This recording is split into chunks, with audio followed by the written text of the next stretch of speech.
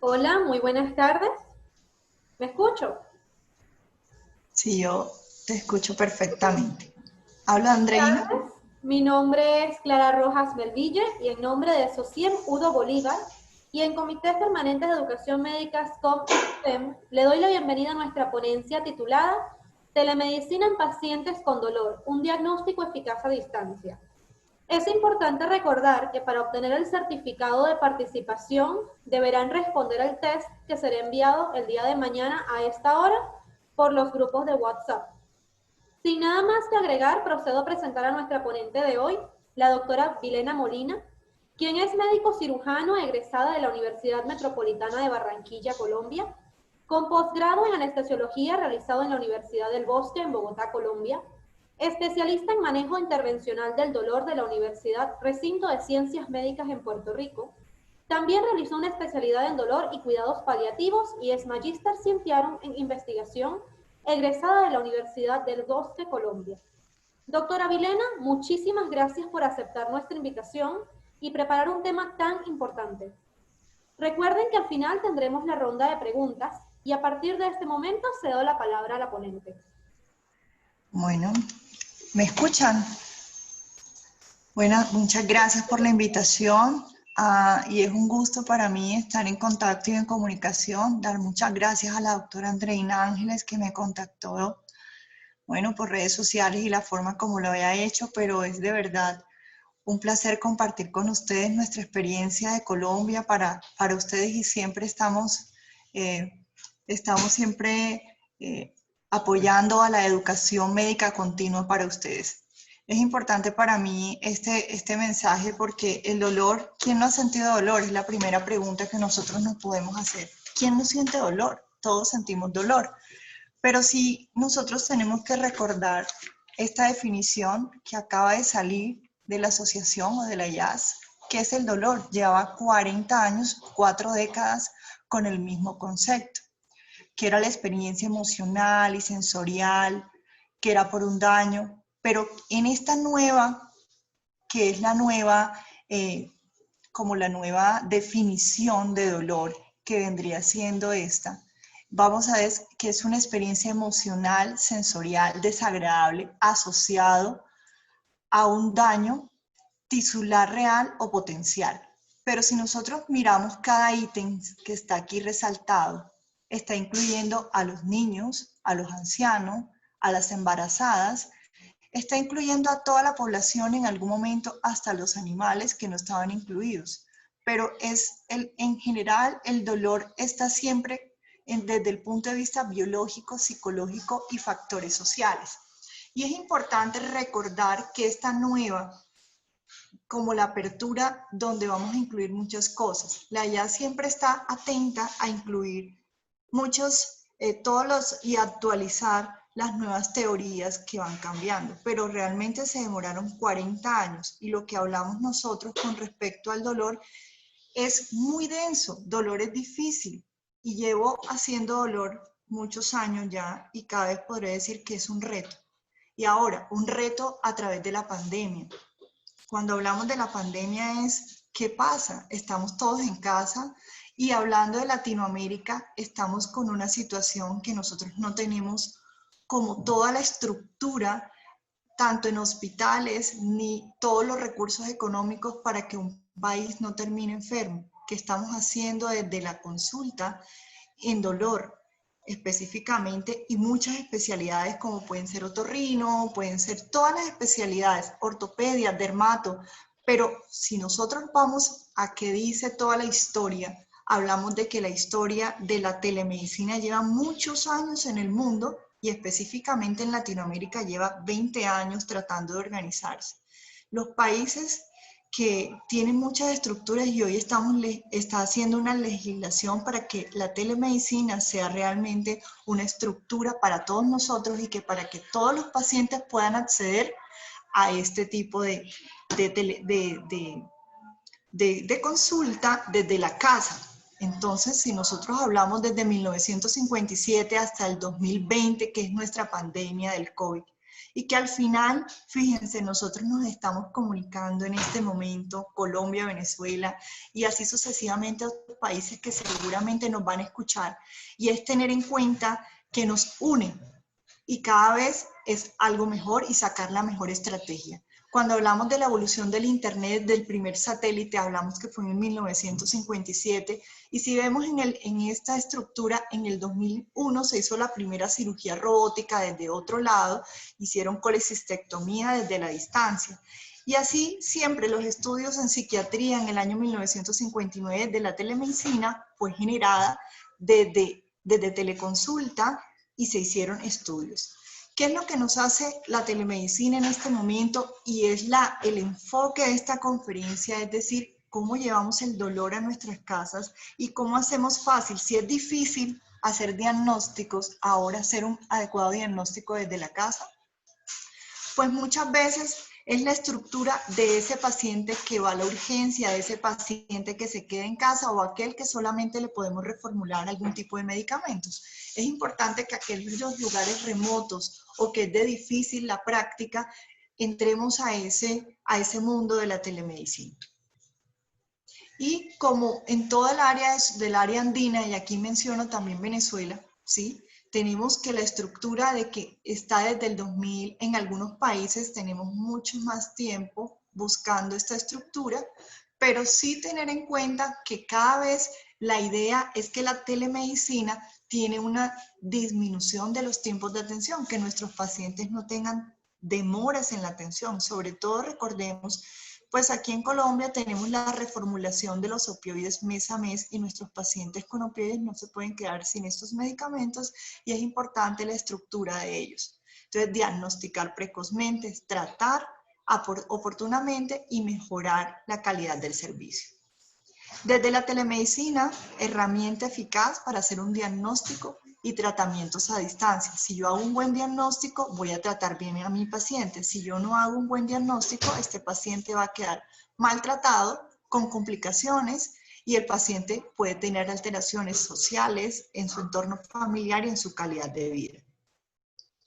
Yo les traigo un caso clínico porque sé que me parece muy interesante cómo yo voy a hacer un abordaje desde el dolor neuropático y somático. Aquí tenemos un paciente de 55 años con lumbalgias a repetición que tiene una irradiación al miembro inferior izquierdo. Este paciente se aqueja, tiene 55 años. Cuando nosotros hablamos de un paciente mayor de 50, casi 60 años, tenemos que tener en cuenta banderas rojas menores de 20 años, banderas rojas, las banderas rojas que no vaya a tener un cáncer, que no vaya a tener alguna fractura patológica, que no vaya a tener osteoporosis. Es muy importante tener en cuenta como la parte, no solamente un dolor lumbar, pero qué le duele, qué patología lumbar puede tener allí. En este caso, el paciente decía que tenía lumbalgias a repetición, iba a la consulta, iba varias veces a su médico y le decían que el paciente lo manejaron inicialmente con AINES, acetaminofén, dipirona, y a algún médico se le ocurrió colocarle algún antineuropático tipo pregabalina cada 12 horas, y alguno le colocaron AINES. Entonces, ese paciente reconsulta con nuevo dolor y nosotros empezamos y llega ya de pronto a un médico. Los médicos primarios son los más importantes, son como la estrategia y el pilar. Creo yo que si nosotros desde los médicos primarios hacemos un buen diagnóstico y lo referimos de una vez, es mucho más fácil llegar a un diagnóstico certero.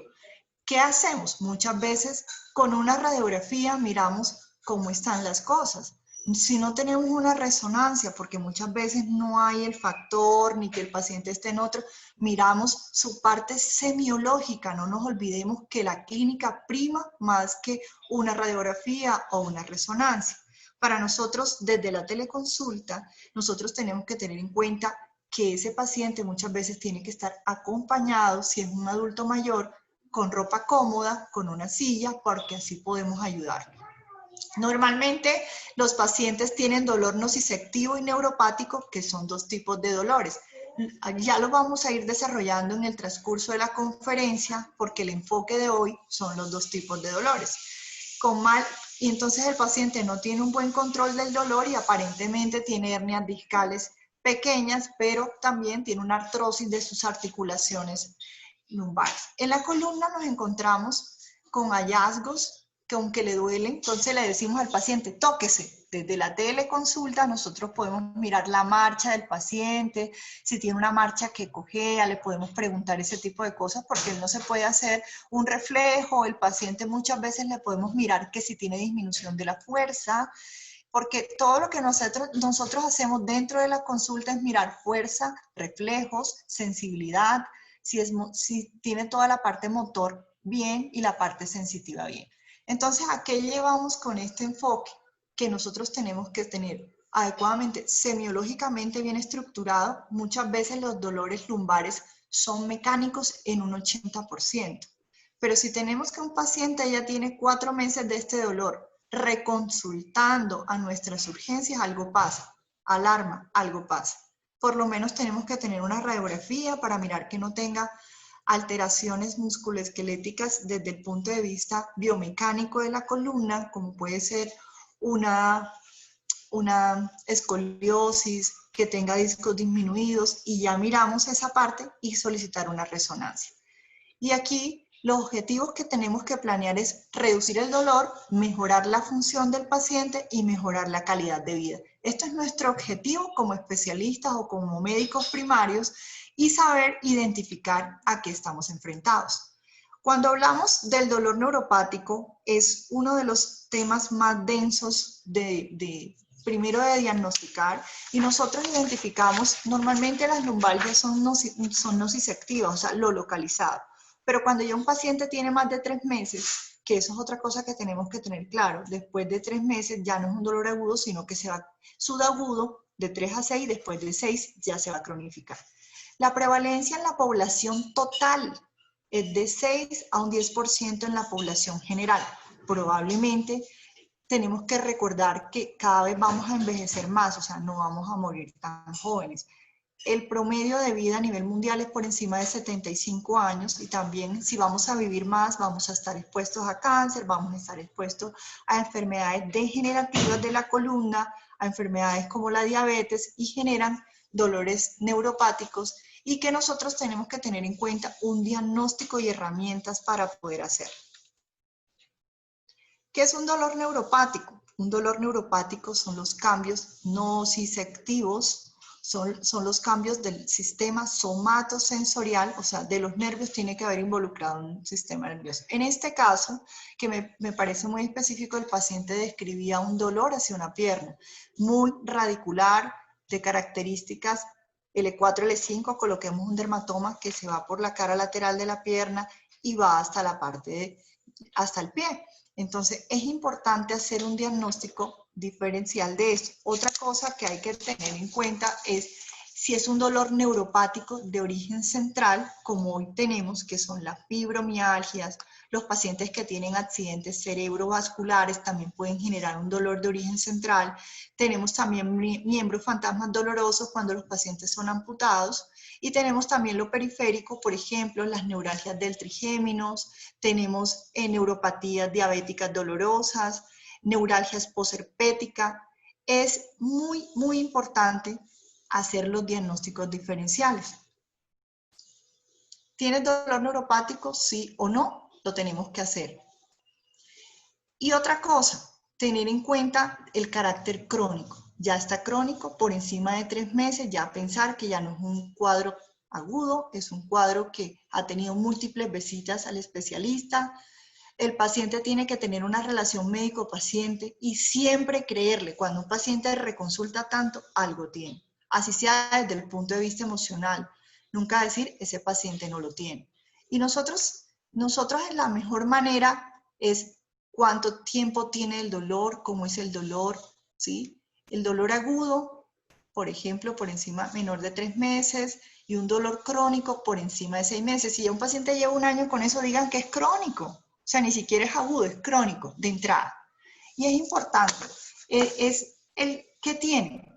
No solamente es quitar el dolor, colocarle un diclofenaco, una dipirona y se va a la casa. No, ese paciente va a retornar a las consultas o por lo menos direccionar al paciente de la mejor manera a un especialista. La variabilidad del dolor implica edad, si son banderas rojas por encima, menores de 20 años por encima de 60 años, la parte hormonal es importante. Mayormente los dolores neuropáticos es más en mujeres que en hombres. La parte genética cada vez cobra más importancia. El factor cognitivo también es importante, la parte cerebral. ¿Por qué no todos los pacientes se cronifican? ¿Por qué no todos? Es una pregunta. ¿Por qué todos hacen un síndrome doloroso regional complejo? ¿Por qué no todos los pacientes hacen un dolor crónico? Entonces, normalmente a veces se cronifican porque hay muy malos manejos, porque no todos los pacientes se cronifican. ¿Por qué? Hay que individualizar pacientes, hay que tener en cuenta que muchas veces son mucho más vulnerables cuando no tienen un adecuado control del dolor y estos pacientes se catastrofizan porque definitivamente es culpa de nosotros por los malos manejos inadecuados que hay. Aquí hay algo muy clasificación del dolor. Esto es dolor nociceptivo, dolor no nociceptivo. ¿Qué es el dolor nociceptivo? Tenemos en cuenta que es un dolor somático y visceral, los dolores nociceptivos. Los dolores somáticos son agudos o sordos, fijos, continuos, bien localizados en un tipo de lesión o área del cuerpo. El dolor visceral, recordemos que son ejemplos, cólicos menstruales, un dolor por un cálculos renales o por colecistitis. Esos son los tipos de dolores crónicos. Ejemplo, podemos tener un dolor de un infarto, que el dolor se va a la mandíbula localizado solo en un solo lugar y es un dolor referido y es un dolor distinto. No hablamos de que el dolor visceral es en la parte abdominal, pero hablamos de estructuras que siempre van a tener un dolor referido en algún momento y no es un dolor localizado como tal. Y los dolores neuropáticos siempre van a estar relacionados con los dolores de los nervios, que es lo que ya estamos mencionando, y también hay que tener en cuenta el componente psicológico que hoy en día, si yo no manejo adecuadamente mis dolores, van a tener un componente importante dentro de lo no nociceptivo. Este es otro concepto nuevo, es una teoría que salió el año pasado, cuando hablamos de que estamos mal utilizando el término dolor mixto. Hay más de 7.000 artículos, 7.600 artículos, y nosotros vamos y hacemos búsquedas sistemáticas de la literatura, y nosotros miramos, es dolor nociceptivo, dolor neuropático y nociplasticidad, es el otro término. Entonces, cuando nosotros supuestamente tenemos los dos dolores nociceptivos y neuropáticos, lo llamamos mixto.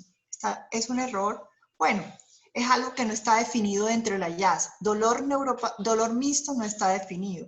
Entonces estamos por definir si se va a definir dolor mixto, si se va a seguir utilizando ese término o mal utilizando el término, o sencillamente vamos a decir dolor lumbar, que tiene dolor nociceptivo y dolor neuropático, no dolor mixto. Entonces me pareció muy interesante tener en cuenta este concepto para resaltar, y hoy en día todo lo que tenemos, el tema de fibromialgias, colon irritable, fatiga crónica, cistitis intersticial, vulvodinia, cefaleas, va encajado en nociplasticidad, y cuando hablamos de dolores nociceptivos, entonces es lo que tiene los dos tipos de dolores, el dolor que tiene el corrientazo y el dolor también localizado por el caldo de sustancias porque se liberaron allí, y es lo que nos va a generar la nocicepción. Entonces, cuando nosotros tenemos en cuenta el panorama, ¿cómo voy a hacer un buen diagnóstico? ¿Qué debo hacer? Mi consejo es usar dos escalas, es decir, usar una escala numérica del 1 al 10, te duele del 1 al 10. Y uno tiene que decir, 0 es nada, 1 es regular y 10 es mucho dolor. Tenemos que ser muy claros porque a veces los pacientes lo entienden lo contrario, y también también podemos decir leve, moderado fuerte o muy fuerte, o las caritas también. Entonces, individualizamos los pacientes y también ellos lo entienden de esta manera. Eso me arde, eso me pica, eso me hormiguea, como si fueran hormiguitas, como si estuviera hielo en las manos. Es importante la forma como nosotros preguntemos el tipo de dolor que nosotros tenemos a nuestros pacientes. Entramos en un tema que es el mecanismo de dolor neuropático y somático, pero específicamente nosotros hablamos, si nosotros miramos este dibujo, es toda la periferia, donde tenemos la hiperalgesia primaria, que es el tema donde se liberan todas las sustancias o la sopa de sustancias de todos los receptores que pueden generar dolor, van al asta posterior y luego van a nivel cerebral. Cuando este proceso lo manejamos durante los primeros 3 meses adecuadamente y no ocurre una hiperexcitabilidad o actividad ectópica repetida, nuestros pacientes van a tener un adecuado control de síntomas y dolor y no vamos a hacer una sensibilización central. ¿Por qué? Cuando hablamos de la parte periférica, vamos a ver alterado una disfunción de las proteínas y los canales iónicos de la excitabilidad del nociceptor. Y cuando hablamos de la parte central, ahí es donde ya vamos a percibir algunas cosas diferentes porque el cerebro dice, aquí ocurre algo, y repetidamente esto durante un tiempo continuo, lo que hace el cerebro es activar y mandar una señal muy diferente, produciendo lo que nosotros vamos a decir una alodinia o una hiperalgesia, que son secundarias a esa respuesta que el cerebro manda cerebral. También puede haber cambios vasculares cuando hablamos de ejemplo del síndrome doloroso regional complejo, cuando tenemos pacientes que tienen miembro fantasma doloroso. Y aquí vamos a ver, es un bombardeo continuo, ¿sí?, de esta señal de las neuronas secundarias y va a estimular la médula espinal. Entonces, sigamos con la parte de la sensibilización central. Entonces, todo lo periférico, que es lo que mencionaba, se va a liberar toda esta cantidad de sustancias a nivel central, activando las fibras A, AC, las C, las AB, que son las periféricas, y no nos vamos a meter en detalle con todo el tema de los nociceptores a nivel cerebral, pero es importante la contribución o la ampliación que tiene todas estas. Uno cree que el dolor es algo sencillo. Uno podría estudiar una especialidad 20 años de dolor y seguimos hablando de receptores, de sustancia P, de calcio, de los alfa-2 agonistas, del glutamato, todas esas sustancias que nos pueden generar los NMDA, los AMPA, los TPBR1, esos son receptores importantes en la sensibilización central. Y los umbrales del dolor, entonces nosotros aquí tenemos un daño en la periferia, ¿sí?, y nos vamos al asta posterior y vamos a través de las vías ascendentes cerebrales y luego se devuelve de una manera distinta a las vías descendentes del dolor, expresándose, como lo que les mencionaba, la parte del reflejo de alodinia, hiperpatía y todos los nociceptores se activan mediante los estímulos mecánicos, térmicos, quemaduras, heridas, todo lo que son una paciente que se fracturó, un paciente que tiene una herida. Eso es muy importante en la parte sensorial y emocional del dolor, porque un paciente que no tenga control del dolor, de síntomas, este paciente va a terminar muy triste, que es lo que nosotros a veces no identificamos, sino que el paciente se deprimió y no le creemos. Un paciente le llega llorando a la consulta, está loco, y en fin. Por ejemplo, las fibromialgias son patologías que es bastante denso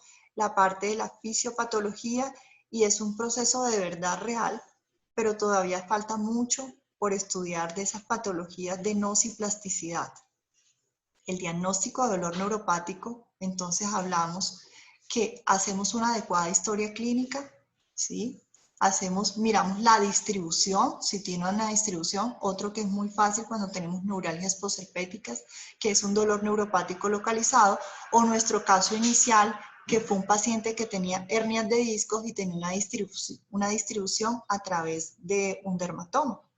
Es posible que tenga el dolor neuropático y es posible que no tenga el dolor neuropático. Entonces, normalmente vamos a tener un paciente que tiene dolor asociado a una distribución neuroanatómica, posible dolor neuropático. Cuando tenemos la clínica, miramos la parte física del paciente, posiblemente, pero para confirmar tenemos que tener la historia y también algunos test al examen físico para que sea definitivo. Nosotros debemos recordar dentro de las patologías de dolor neuropático cuáles son los que tenemos. Tenemos entonces dolor periférico y dolor de origen central. Los periféricos tenemos neuralgia del trigémino, neuralgias posherpéticas, dolor de nervio periférico, pacientes que son amputados, que tienen dolores en los muñones, muchas veces no hacen un síndrome de miembro fantasma que se siente en la pierna, pero además tienen ese dolor corrientazo irradiado. Tenemos pacientes, ejemplo, los pacientes de cáncer que están sometidos a quimioterapia y hacen dolor como en guantes y en bota, es las características de dolor neuropático periférico, polineuropatías más radiculopatía. De origen central, pues tenemos todas las lesiones del cordón espinal, ¿sí? Aquí tenemos dolores neuropáticos, ejemplo, un paciente que tiene un accidente cerebrovascular, es importante tener en cuenta que el cerebro también se irrita y también puede tener un dolor y no es identificado claramente como un dolor neuropático, pero está dentro de la clasificación. Los pacientes que tienen, otro es las esclerosis múltiples, los pacientes que tienen patologías de espasticidad también pueden generar dolores de origen central. ¿Qué diferencia hay entre detectar y diagnosticar? Detectar adecuadamente el dolor neuropático, hay que hacer una herramienta de alta probabilidad, porque si nosotros no detectamos adecuadamente qué es un dolor neuropático, pues menos vamos a hacer un diagnóstico de este tipo de patologías. Entonces es importante hacerlo. Diagnóstico de dolor neuropático, entonces tenemos la entrevista, que es lo más importante. Es algo que si nosotros hacemos ahora desde la telemedicina, en la consulta es mucho más fácil porque a veces uno identifica desde que entra el paciente, cómo viene caminando, cómo viene su postura, si viene con una postura antálgica, si es una postura de defensa, a veces utilizan un bastón. Es importante tener en cuenta eso. Como yo les mencionaba, es la parte de las pruebas. Entonces muchas veces le podemos decir a nuestro paciente previamente desde la teleconsulta, lo que nuestras secretarias es importante que ellos estén acompañados con ropa cómoda. Nosotros podemos tener una botella con agua fría o agua caliente y ponerla en el área del paciente donde nosotros posiblemente, si tiene una neuralgia posherpética, ay doctor, eso me duele, me molesta mucho el frío, el calor. Podemos también tener agujitas, escobillones en la casa, con un copito Johnson para que se lo pase. Otra cosa muy importante es la alodinia, que también es un síntoma que a veces toca es preguntar.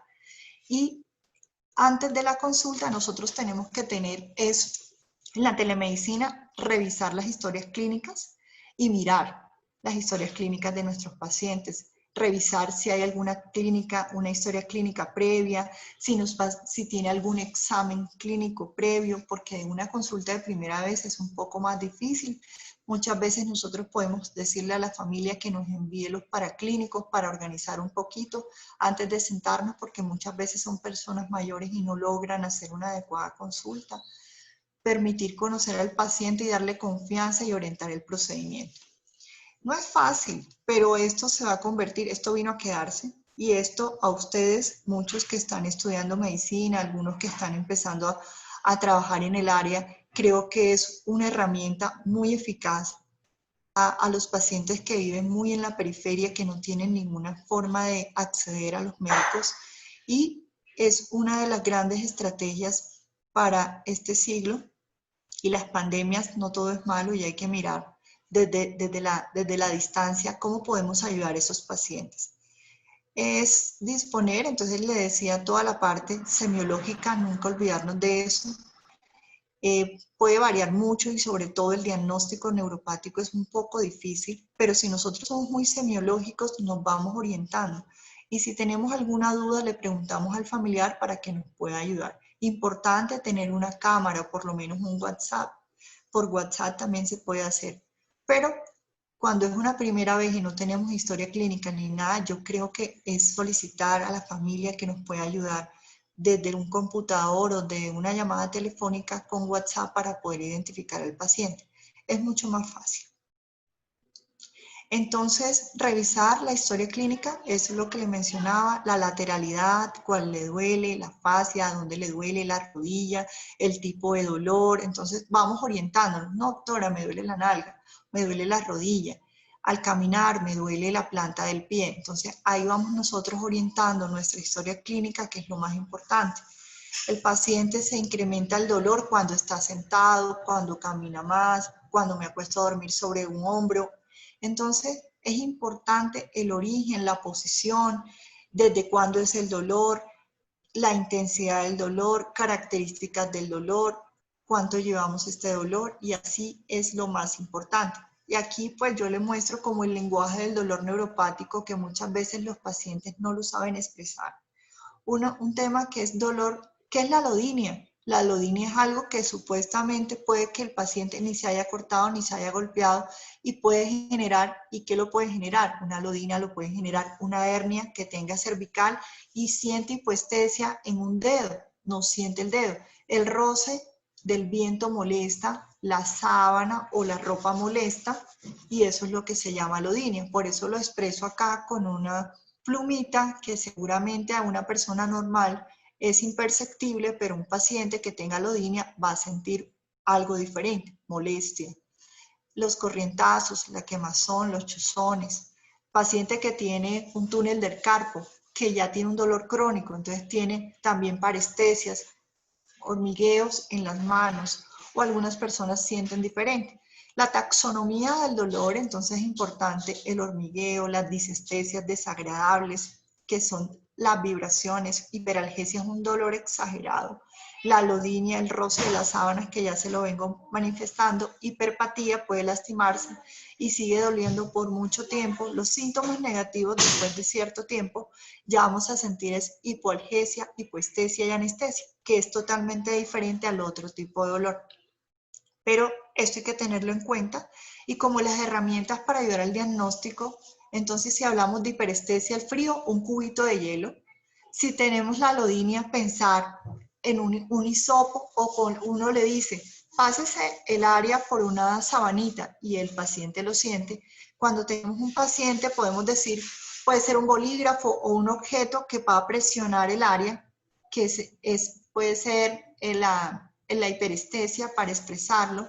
La hipoestesia es diferente porque difícilmente los pacientes tengan un diapasón y muchos de nosotros tampoco lo tienen en la consulta y tampoco lo conocemos porque no es de nuestra práctica diaria usar un diapasón y las agujas, la hiperalgesia. El diapasón, acá tenemos los escobillones, aquí tenemos un filamento y bueno, acá tenemos todas las herramientas que podemos utilizar para revisar el examen físico de este tipo de dolor. Un diagnóstico correcto, hablamos de las cuatro etapas. Normalmente esto viene referenciado con el tema del DN4. Si lo han escuchado, es como una herramienta que es la única que está validada en Latinoamérica.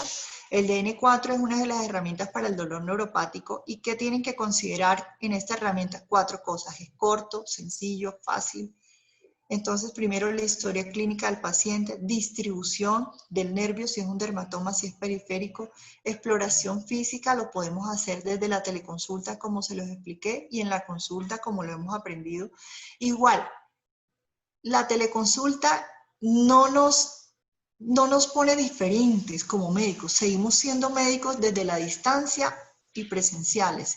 Entonces es buscar herramientas estratégicas y también pensar, por ejemplo, si es un dolor neuropático localizado, tenemos que tener en cuenta que es el tamaño de una hoja de este localizado, de bloc o carta, para hacer la extensión similar. Si es más de esto, pues yo creería que no es un dolor neuropático. Entonces sí es importante hablar de este tema y hacer los diagnósticos diferenciales. Estas son las diferentes herramientas para dolor neuropático. El que utilizamos más en Latinoamérica es el DN4, corto, sencillo. Tenemos el LANS, tenemos el Pain Detect, el NPQ y el ID Pain.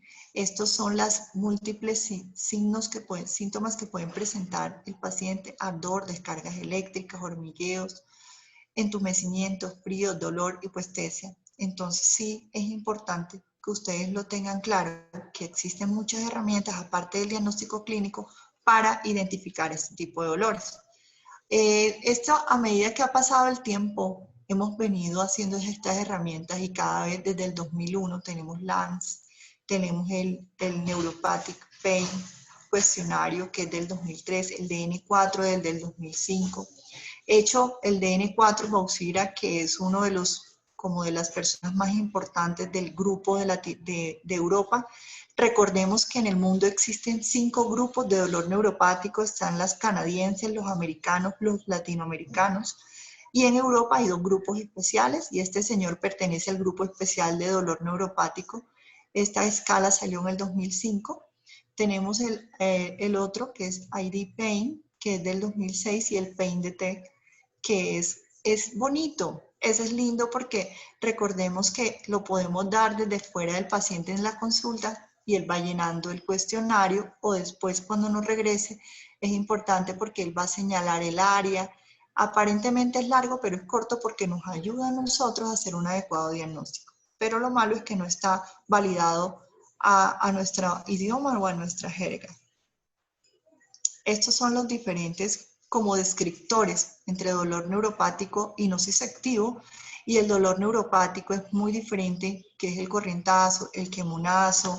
El dolor no neuropático no va a presentar, está localizado, es un dolor localizado, constante, y es diferente al dolor neuropático. Entonces, los diagnósticos diferenciales tienen que el tiempo de evolución. Los dolores nociceptivos son muy localizados.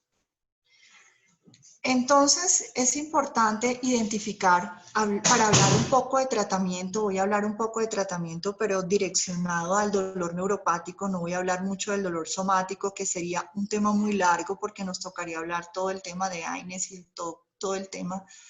Pero ¿por qué les voy a hablar más de dolor neuropático? Porque es el tema como más complejo, y mirar toda la evolución que ha tenido en los últimos 10 años y todas las guías que han salido. Pero es importante identificar el genotipo, los factores que pueden generar, individualizar la fisiopatología de cada individuo. Mirar, ahora salió el diagnóstico TOLS, que es muy direccionado a lo que le estoy mencionando. Es el frío, el calor, hacer toda la parte de taxonomía del dolor y mirar la parte fenotipo del dolor neuropático, individualizando pacientes, y así podemos llegar a un tratamiento individualizado en la fisiopatología del dolor. Recordemos que la evaluación del dolor, esto salió de las guías ESPUS, muy direccionado. Estas son las diferentes escalas. Si yo hago un adecuado diagnóstico, y yo les dije que teníamos que utilizar 2 herramientas, he sido muy repetitiva en esto porque para nosotros, si nosotros tenemos una adecuada escala del dolor, ya sea una análoga visual, una numérica, pues nosotros vamos a mirar si es sin dolor, suave, leve, moderado, severo, muy severo, observar comportamientos con el dolor, mirar la intensidad del dolor. Los resultados van a ser mejores si yo hago un adecuado tratamiento del dolor utilizando bien mis escalas. Pero ¿cuál ha sido mi peor dolor en las últimas 24 horas? Siempre hay que preguntar eso. ¿Cómo es ese dolor? El tipo de dolor, identificarlo. Dolor crónico normalmente puede ocurrir en los pacientes operados, dolor posoperatorio crónico y dolor persistente posoperatorio. Son muchas nomenclaturas que nos indican, pero fíjense, nosotros bueno, yo hablo desde el punto de vista como especialista de dolor, no le damos importancia, ejemplo, un herniorrafio, a una cirugía de apendicectomía, a una cirugía de histerectomía. Y si nosotros miramos acá en la literatura, casi todos los dolores esperados que van a doler mucho es la amputación, toracostomía, mastectomía. Son cirugías que pueden doler mucho y quedar con dolor crónico, pero los anestesiólogos, yo soy anestesióloga de primera especialidad, nosotros siempre pensamos en eso, ya sabemos que va a doler, entramos con todo, le colocamos bloqueos periféricos, pero fíjense a dónde vamos. ¿Dónde quedan la vasectomía? Hasta un 37% de dolor. Los pacientes que le hacen laparoscopias ginecológicas, hasta un 32%. Cirugías de cadera, 28%. Entonces son procedimientos, entre comillas, menores y que duelen mucho. Una cesárea duele mucho y la mandan a la casa con acetaminofén. Una cirugía dental también duele mucho. Entonces son patologías que, y otra cosa, el dolor neuropático no se hace un adecuado diagnóstico y es uno de los pacientes que pues, va a tener un dolor crónico a largo plazo. Los dolores lumbares, las neuralgias posherpéticas es uno de nuestros grandes dolores de difícil manejo. Por eso es importante reconocer, identificar. Esto es una de las guías que salió en el 2007 y es para mencionar cómo se manejaba en ese momento y cómo estamos en un 2019. Entonces, en primera línea manejaban todo lo que era lidocaína, duloxetina, gabapentin, pregabalina, la mitriptilina, de segunda línea los opioides. Pero recordemos qué está pasando en Estados Unidos y en otros países como Europa. El tema de los opioides ha sido un tema denso. Entonces, el dolor neuropático no necesitaría utilizar opioides. El dolor neuropático requiere medicamentos antineuropáticos y cada vez tenemos altas tecnologías con los opioides y los opioides vienen combinados de dos maneras y ahorita se los voy a mencionar, pero sí desde el 2007 que está pasando, 2010 la evidencia farmacológica con el dolor neuropático, entonces aquí mencionamos el algoritmo para dolor neuropático localizado y aquí vemos todo eso. Es un dolor neuropático localizado, entonces primero hacer el diagnóstico, que es de primera línea, los parches de lidocaína, pues yo coloqué ahí, no estoy haciendo nada con la industria, pero sí en Colombia son los únicos que tenemos, que es Versatis. ¿Qué tenemos para primeras líneas de manejo? Entonces pregabalina, gabapentin, antidepresivos tricíclicos y de entrada, en algún momento, si el paciente tiene los dos dolores, neuropático y somático, podemos utilizar de primeras líneas, podemos usar el tramadol y otra opción que tenemos en Colombia es el tapentadol. No sé si en Venezuela tienen esa estrategia, que el tapentadol salió hace 25 años en el mundo y tenemos que ayuda un 50% en los opioides y un 50% en las vías noradrenérgicas, vías descendentes para dolor neuropático. Otras estrategias que con el tiempo y con todo el tema de los opioides y el abuso de los opioides son las infusiones de lidocaína o ketamina, o también son las toxinas o la toxina botulínica que se utiliza para dolor neuropático localizado. El dolor neuropático, las guías NICE, ese es otro tema que podemos recordar. Aquí tenemos las guías, entonces vemos la parte farmacológica en el tratamiento de dolor neuropático. Aquí identificamos también el tema de las primeras líneas de manejo, siempre recordando los gabapentinoides.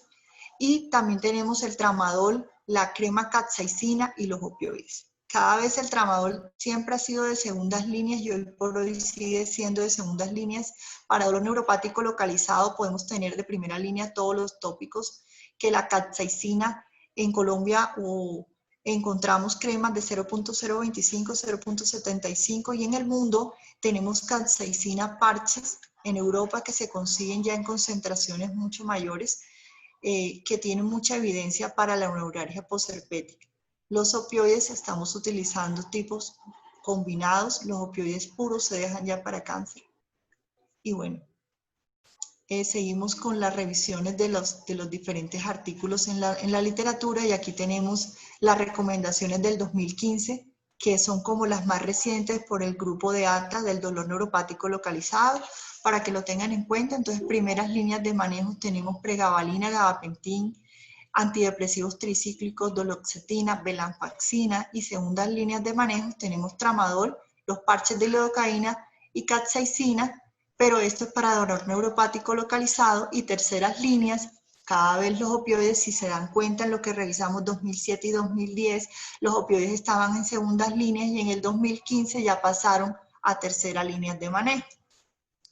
morfina, oxicona y toxina botulínica, que es para, pues ya lo utilizan los especialistas. Otras opciones que tenemos son los anticonvulsivantes, tenemos clonidina tópica, cremas de capsaicina, tenemos los receptores de NMDA, tapentadol, que es el que le he mencionado, y también el tema de los cannabinoides, que cada vez coge más auge en el mundo, el ácido valproico, y bueno, otro tipo de estrategias.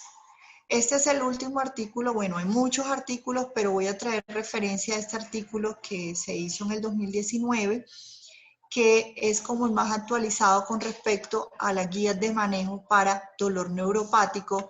Estos que están en este artículo tienen mucha referencia mundial, el doctor Deer y el doctor Levy, que son, esto es más una guía americana, y pues la podemos referenciar. Entonces siempre recordar historia clínica, las herramientas pues aquí me siguen mencionando el DN4 y podemos usar cualquiera de las herramientas que sea práctica para nosotros. Si tenemos un dolor neuropático, si lo tenemos, entonces si este paciente, vamos a la otra línea, entonces está con ánimo, trastorno del sueño, déficit funcional, no tenemos un diagnóstico cierto de un dolor neuropático, requiere más evaluaciones, requiere un manejo multidisciplinario por psicología, por fisiatría, higiene de sueño, para mirar si realmente tiene o no. Si tiene un dolor neuropático, ya con todo lo que hemos hablado en toda la conferencia,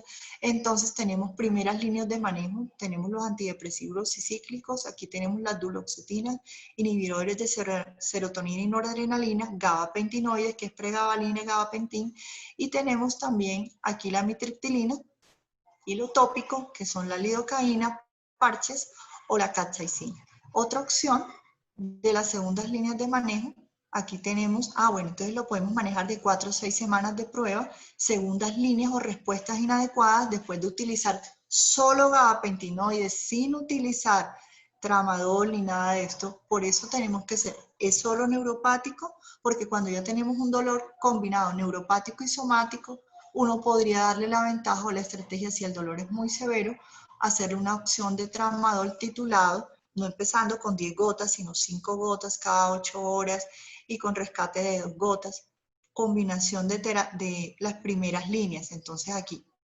esta primera línea con el tramadol. Seguimos a la tercera línea, entonces ya cuando ya no se puede, entonces los mandan normalmente a los especialistas de dolor. Tienen respuesta inadecuada a lo anterior, entonces ya podemos mencionar las técnicas intervencionistas, bloqueos. Si tiene un paciente, bueno, un síndrome doloroso regional complejo, podemos mirar la estrategia de hacer un bloqueo en el ganglio estrellado. Si tenemos un síndrome, un miembro fantasma doloroso, pensar de pronto en hacer algún bloqueo del simpático lumbar, agregando todos los medicamentos. Y la otra opción, los receptores, los antagonistas de NMDA, que son las infusiones de ketamina, podemos hospitalizar al paciente. Las cuartas líneas de manejo son respuestas inadecuadas a todo lo anterior, y ya pensando en neuroestimulación medular. La neuroestimulación medular no es muy común, es una terapia muy costosa y no todos los pacientes acceden a eso. Acá en Colombia lo hacemos, pero no es como dentro de 100 pacientes, 2. Y mire dónde quedaron los opioides, baja dosis de opioides, respuesta inadecuada a todo lo anterior, y allí vamos a regular todo lo anterior.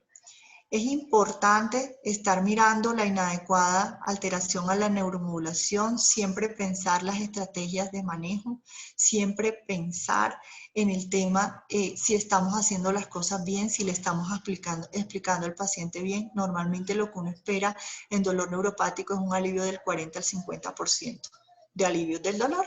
Y acá es como una estructura: identificar el síntoma, etiología, nociceptivo, neuropático, mixto. Esto es un tema que, lo que les mencioné, que está muy debatido a partir del 2019, somático visceral, el dolor es leve, moderado, severo en intensidad, después de que hacemos un diagnóstico adecuado, si es un dolor neuropático central o neuropático, aquí lo hacemos, primeras líneas, segundas líneas y así sucesivamente.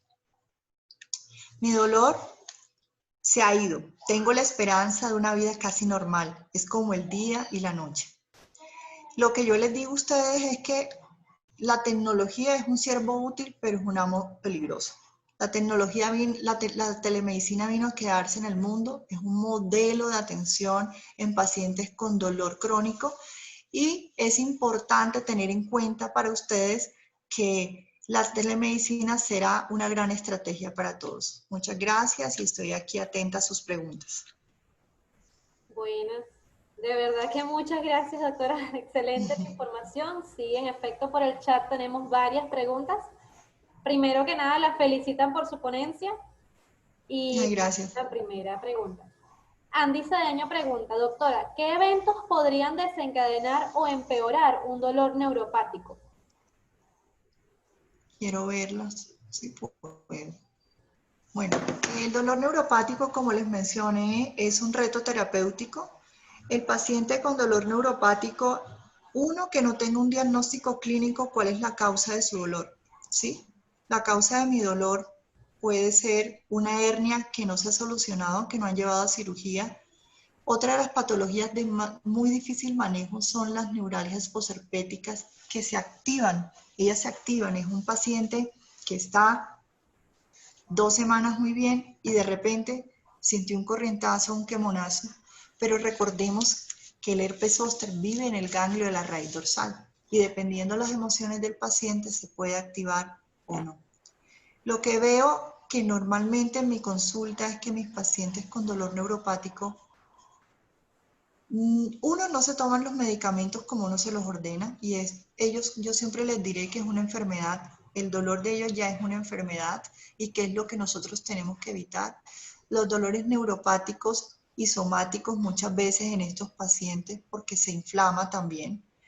Y lo que hace uno durante los primeros 3 meses de pronto es mandar AINES, que es lo que uno puede hacer, mandar toda la parte, si es una hernia, resolver si se va a operar o no, hacer terapia, rehabilitación, la parte multimodal de toda la rehabilitación musculoesquelética del paciente, pero de la mano, como les mencioné, en esto es identificar exactamente qué tiene mi paciente. Acá es muy clara la literatura donde nos dice dolor neuropático.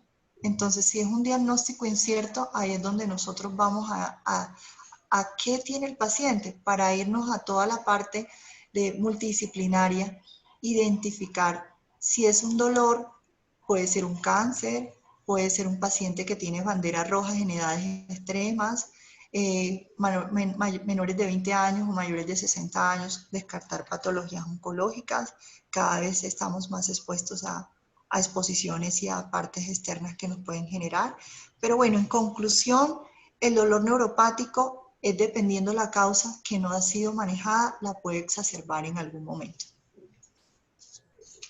La misma persona consulta si una contractura muscular podría generar un dolor neuropático.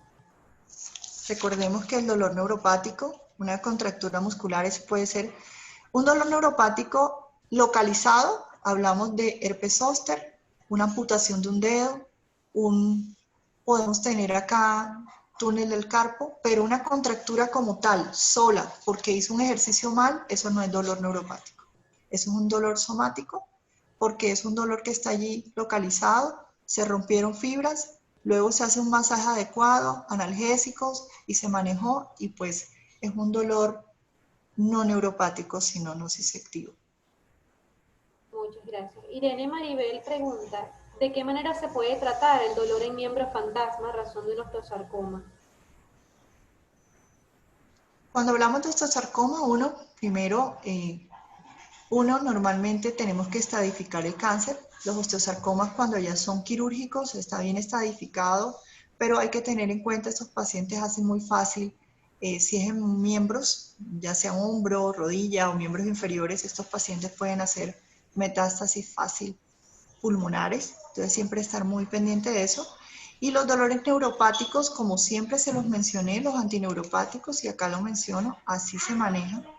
Cáncer sí hay que ayudarlo, antidepresivos si es menores de 60 años, amitriptilina, y mayores de 60 años hay que tener en cuenta la hiponatremia que puede generar esto. Los gabapentinoides mayores de 60 años, preferiblemente habla la literatura que hay que tener en cuenta la parte renal para titular estos medicamentos. Y en cáncer, específicamente lo que dicen las guías ESMUS es que el primero y segundo escalón se salta y nos vamos de una vez a morfina titulada en gotas si tiene tolerancia a la vía oral, si no se hacen catéteres subcutáneos. Pero en cáncer sí hay que agregar morfina si el dolor es de características nociceptivas y neuropáticas.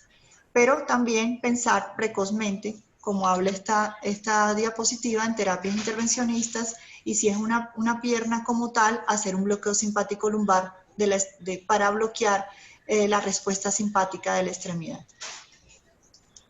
Ok. Otro participante pregunta, ¿cuál es su opinión respecto al uso de infusiones de cannabis para el dolor neuropático? No tengo experiencia, no uso infusiones de cannabis. Tenemos un laboratorio acá en Colombia, es que sí tiene toda la estrategia, infusiones no las usamos en Colombia. Nosotros tenemos dosis de medicamentos titulados, hablamos de para cáncer, náusea y vómito, es de gran estrategia. Para los pacientes que tienen esclerosis múltiple también tiene mucha estrategia, pero como analgesia multimodal no es de primera línea, no evita ninguno de lo que he hablado. Y lo mencioné dentro de las guías del 2015, la voy a mencionar, que acá está como referenciado, pero infusiones no existen en este país y no debería, pues no sé cómo lo harán, pero dentro de lo que he revisado de la literatura no tenemos esa experiencia en este país. Acá están los cannabinoides y tiene una evidencia débil para dolor neuropático. Excelente respuesta. Gabriela Pinto pregunta, ¿cuál es la diferencia? ¿Cómo se puede diferenciar el dolor de una costocondritis y una neuritis costal? Entiendo esa pregunta, ¿cómo así? Bueno, dice, ¿cómo puede diferenciar el dolor de una costocondritis y una neuritis costal? Pues normalmente las neuralgias intercostales, que son dadas por una fractura, o son dadas por metástasis óseas, o son dadas por cirugías que se hace por tubos de tórax que se colocan, pueden generar una neuralgia intercostal. Y una costocondritis es una inflamación del cartílago o local que puede ser nociceptivo. Son dos cosas diferentes, lo entiendo de esa manera. Porque una neuralgia o intercostal es el nervio que recorre la costilla, e intercostal, la condritis, es por un movimiento repetitivo, por una postura, se puede inflamar la parte donde se inserta la costilla o el esternón, que puede hacer. Hay pacientes, ejemplo, pacientes que tienen reanimaciones, que quedan vivos. Tengo pacientes con unas condritis importantes, pero ya tienen condritis y neuralgia secundaria a la manipulación que hubo allí. Tengo un caso específico así.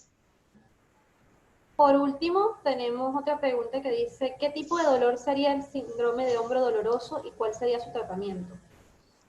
Normalmente el síndrome de hombro doloroso es crónico de entrada, porque puede ocurrir después de 1, 2, 3 cirugías, o también aquellos pacientes entonces son hombros congelados, tienen dos tipos de dolores, somático y neuropático. Este tipo de dolores se maneja de una manera, primero identificando el tipo de dolor, y el paciente lo va a manifestar. Hay un nervio que se llama el supraescapular, que inerva el 70%, tiene una forma a nivel de los nervios, un 70% te inerva el hombro, sensitivo y motor. Y lo que hacemos normalmente en este tipo de pacientes es hacer algún procedimiento sobre el nervio supraescapular, y vamos a manejarlo con antineuropáticos tipo pregabalina, acetaminofén cada 8 horas, y si el paciente no tolera tanto el dolor, le agregamos en algún momento, si son menores de 60 años, podemos manejar fácilmente con tramadol gotas, como dice la guía. Si mi paciente es mayor de 60 años, tiene un daño renal, hay que mencionar que hay estrategias como, no sé si ustedes manejan, tienen hidrocodona más acetaminofén, que en este país se llama Sinalgen, o codeína yo casi no utilizo mucho Sinalgen en pacientes mayores de 60 años que tienen componente renal, así que estos pacientes cuando tienen, es muy fácil, porque acordemos que este tipo de medicamentos son prodrogas y terminan siendo, en algunos pacientes se convierten en hidromorfona, porque la prodroga es eso. es hidrocodona y se convierte a hidromorfona, y la codeína se convierte a morfina. Entonces, en pacientes mayores de 60 años es preferible la hidrocodona si no pueden tolerar el tramadol porque es un medicamento más susceptible. Acá tenemos otro medicamento que es el tapentadol, que viene en dosis para retar 25, 50, 100, que tiene dos efectos, que es para dolor neuropático y dolor somático.